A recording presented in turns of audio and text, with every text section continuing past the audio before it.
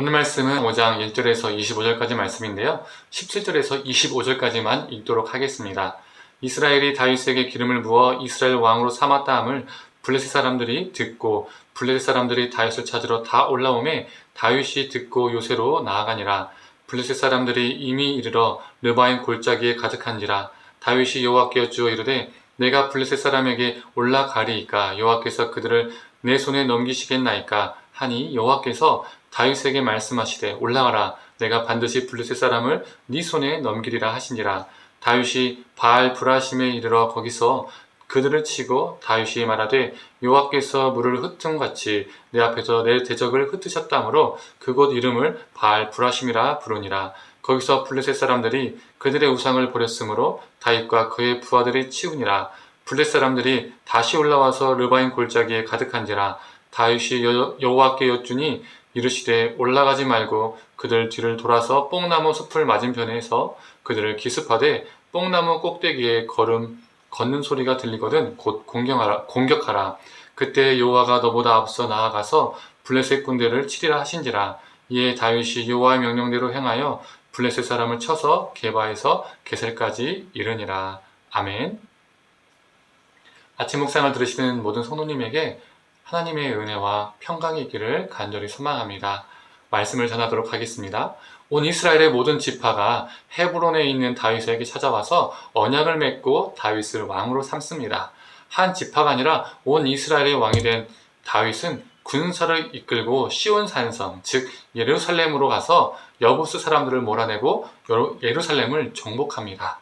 여호수아서에서도 이스라엘이 예루살렘을 정복한 이야기가 나옵니다. 하지만 이 완전하게 예루살렘을 정복한 것은 다윗의 때가 되어서야 완성이 되었습니다. 그리고 다윗은 수도를 헤브론에서 예루살렘으로 옮기게 됐습니다. 한나라의 온전한 왕이 되기까지 다윗은 기나긴 여정의 시간을 보내야 했었습니다. 그 기간 동안 하나님께서 다윗과 함께 해주심으로써 다윗은 수많은 위기 속에서 건져냄을 받았었죠. 그런데 여기서 딱 이야기가 끝나면 너무나 좋겠는데 온 이스라엘의 왕이 되자마자 큰 위기가 다윗에게 닥칩니다. 아니 다윗뿐만 아니라 온 이스라엘에 닥치게 됩니다. 다윗이 유다 지파만의 왕이 되었을 때는 블레셋에게는 그리 크게 위험이 되지 않았었습니다. 그런데 이제는 다윗이 온 이스라엘의 왕이 되니 상황이 달라졌죠. 블레셋 입장에서는 그냥 넘어갈 수 없는 상황이 된 것입니다. 문제가 된 것이죠. 더 큰 나라가 되기 전에 다윗의 왕권이 더 강해지기 전에 어떻게 해야 됩니까? 싹을 쫙 잘라 버려야 합니다. 그래서 블레셋은 많은 군대를 이끌고 쳐들어왔습니다. 그때 다윗의 반응을 우리가 주목해야 됩니다. 다윗의 반응이 어떻습니까? 그 급박한 상황 속에서 다윗이 행한 것은 바로 이것이었습니다. 19절 한번 제가 읽어보겠습니다. 다윗이 여호와께 여쭈어 이르되. 다윗은 하나님께 뜻을 물었습니다. 하나님의 뜻을 찾았습니다. 하나님께서 블레셋과 전투에서 승리하실 것이라는 것을 약속하셨고 다윗은 하나님의 약속대로 그 전투에서 승리하게 되었습니다. 블레셋은 다 흩어져서 도망가게 되었죠. 그런데 블레셋이 여기에서 멈추지 않습니다. 포기하지 않습니다. 또다시 쳐들어오죠. 그때 다윗의 반응이 또 어떻습니까? 23절의 말씀입니다. 다윗이 여호와께 여쭈니. 다윗은 이미 한번 승리했지만 새로운 상황 속에서 다시 하나님께 물었습니다. 사람이란 존재는 어떻습니까? 한번 경험하면 바로 그 자기 경험에 의존해서 다음 행동을 취하기가 쉽습니다. 그러나 다윗은 자기 경험에 의존하지 않고 하나님의 뜻에 의존합니다. 그런데 다윗이 하나님께 묻는 것은 이번 블레셋과의 전쟁에서만이 아니었습니다. 오늘 사건보다 더 이전의 사건에서도 그는 하나님께 물었던 적이 있습니다. 사무엘하 2장 1절의 말씀의 전반부입니다. 제가 읽어보겠습니다. 그 후에 다윗이 여호와께 여쭈어 아뢰되. 헤블론 성읍으로 갈 때에도 다윗이 하나님께 여쭈었다는 내용을 말하고 있습니다. 다윗은 자신의 모든 삶 속에서 하나님의 뜻을 찾고 구하고 묻는 사람이었습니다. 사울과 다윗의 차이점이 무엇인지 아시나요?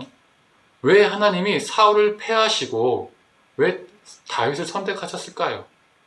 다윗도 흠이 많은 사람이지만 왜 하나님은 다윗을 패하지 않은 그 이유가 무엇일까요? 성경은요, 그 차이점을 말해주고 있습니다. 역대상 10장 14절은 사울에 관하여 기록한 구절인데요. 제가 한번 읽어보도록 하겠습니다. 여호와께 묻지 아니하였으므로 여호와께서 그를 죽이시고 그 나라를 이새의 아들 다윗에게 넘겨주셨더라.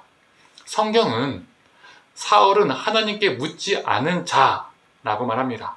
반면에 다윗은 하나님께 묻는 자라고 평가합니다. 이게 그들의 삶을 차이나게 만들었습니다. 오늘 본문 24절 후반의 말씀입니다. 그때 여호와가 너보다 앞서 나아가서 블레셋 군대를 치리라 하신지라. 우리 하나님은 앞서 나가시고 앞서 일하시는 분이십니다. 그래서 다윗은 자신보다 먼저 앞서 일하시는 하나님께 묻고 묻는 삶을 살았던 것이죠. 우리의 삶도 마찬가지입니다. 우리의 삶 속에서 여러 전쟁과 같은, 여러 전투와 같은 일들이 벌어집니다. 끊이지 않고요, 예측하기 힘듭니다. 내 인생이지만요, 어떻게 될지 모를 때가 많이 있잖아요. 그래서 우리에게 필요한 것이 무엇입니까? 우리보다 앞서 나가셔서 우리를 위해서 일하시는 하나님, 그 하나님을 의지하는 것입니다. 하나님의 뜻을 묻고 찾는 것입니다. 우리가 하나님의 뜻을 찾고 물을 때에 하나님께서 우리 삶을 선하게 이끄실 줄 믿습니다. 성도님들, 사울과 같이 묻지 않는 자가 아니라 다윗과 같이 하나님께 묻는 자로 살아가기를 원합니다. 그 물음 속에서 하나님의 뜻을 발견하고 전국에는 승리하는 저와 성도님들 되기를 간절히 축원합니다. 함께 기도하겠습니다. 하나님, 다윗은 하나님께 여쭙고 묻는 존재였습니다. 사울은 하나님께 묻지 않는 존재였습니다. 이게 그들의 차이임을 우리가 보게 됩니다. 하나님, 우리보다 먼저 나아가셔서 우리보다 먼저 일하시는 그 하나님을 의지하고 그 하나님께 뜻을 구하며 살아가는 존재 되게 하여 주시옵소서. 하나님의 뜻에 굴복하고 귀 기울이고 순종하는 우리가 되게 하여 주시옵소서. 오늘 하루도 그렇게 살게 하여 주시옵소서. 감사드리며 사랑에 만나신 예수님의 이름으로 기도드립니다. 아멘.